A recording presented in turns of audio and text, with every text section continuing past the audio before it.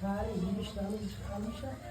Aman acı ondan mı yemiyor dura dura baş. Vay küçüğü vay. İyi oğlum ya iyi.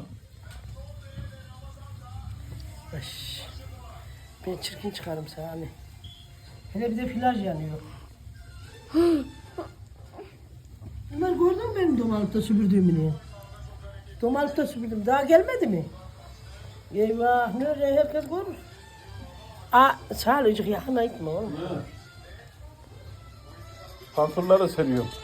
O bir de tuvalet.